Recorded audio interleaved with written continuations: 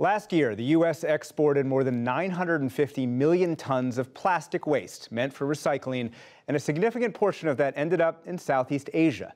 The region's been inundated after China blocked all but the cleanest plastic waste imports in 2018. Special correspondent Fred de Sam Lazaro looks at how one country, Thailand, is dealing with the problem. Plastic is everywhere in Thailand, used by street vendors for curries, soups, and sauces, in fruit and vegetable markets, grocery stores, and everywhere in between. About 2 million tons of plastic waste were generated every year in Thailand over the past decade. Sittipong Leerdvilavut and his wife Suprida Luksampad built their family business around recycling plastic. We buy recycled plastic, then grind it down into little particles, and then they wash it, they heat it, then they wash it again. The end product turns out into some fine particle, kind of like sugar.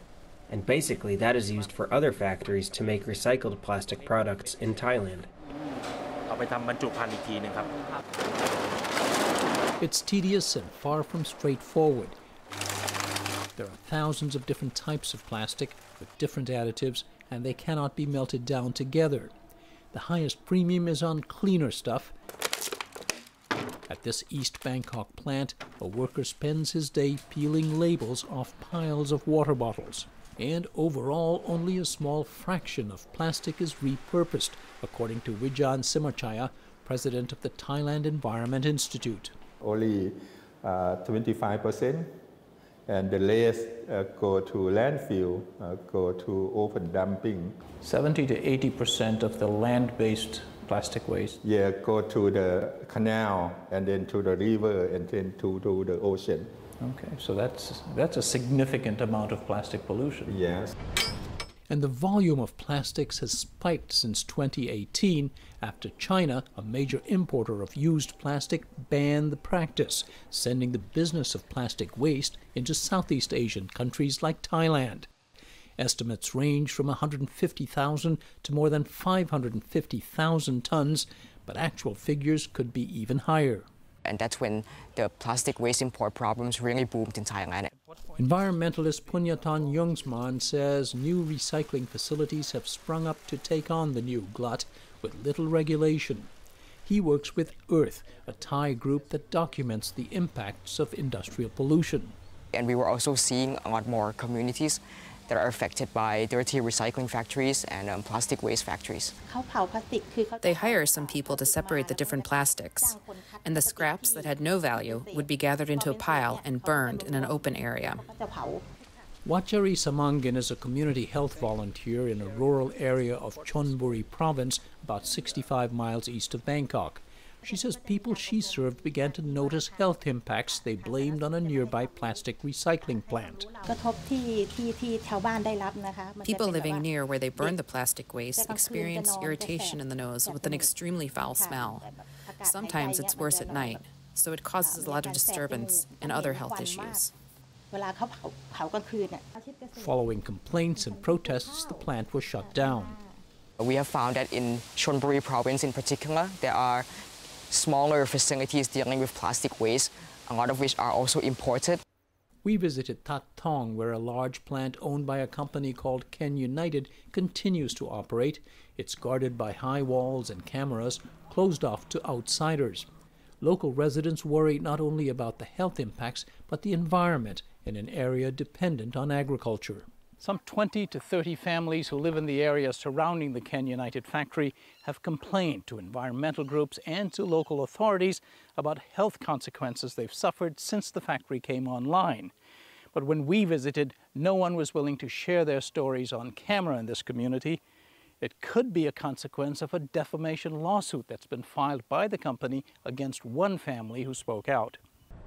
Our attempts to reach the company, which is owned by international investors, were not successful.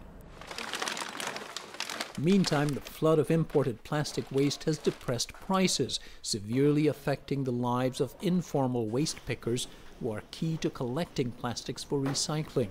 They are some of this country's poorest people.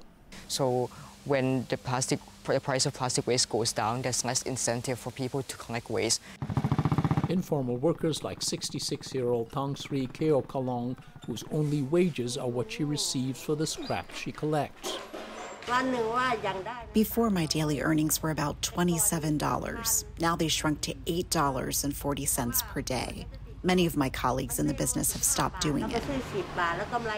Her meager earnings are based on how much they can carry. It's often a job of last resort for those with little education. Bontham Fangrit is 72. I was laid off from my job as a construction worker because I am too old. It's difficult to support myself and my daughters. My daily profit now is just 100 baht. That's less than $3. Thailand is not an international dumping ground. Varawut Silpa Archa is a former Minister of Natural Resources and Environment. We have had quite a few cases where I have kindly requested the concerned authorities to shut the container and return it to its rightful owner. Thailand announced it will restrict plastic waste imports starting next year and completely ban the shipments starting in 2025. But enforcement is a challenge. Shipments can be mislabeled or simply smuggled past a customs system that isn't fully transparent and not equipped to inspect all containers. It's possible to import certain waste as paper. We have seen plastic waste falsely declared as paper before. And it's harder to enforce at the local level, according to Wijarn Simachaya. Some decision makers don't care about environmental issues like garbage, wastewater. The decision makers, the local politicians. Local politicians. They don't care. They don't care. It's estimated that the Chao Phraya River carries about 4,000 tons of plastic waste into the Gulf of Thailand each year. Former Minister Warawut has a message to rich nations from where much of it comes. You own it. For those who produces all these rubbish and try to dump it somewhere, I must say, please deal with your own mess. Don't dump it on someone else's, because eventually it's not just us that's going to be affected, it's you as well. When Mother Nature kind of takes back her balance, mankind will be affected. So please, stop doing what you were doing. Plastic waste exports have steadily declined over the past decade, in part because of China's ban. Still, in 2021, the U.S. exported some 1.2 billion pounds of scrap plastic.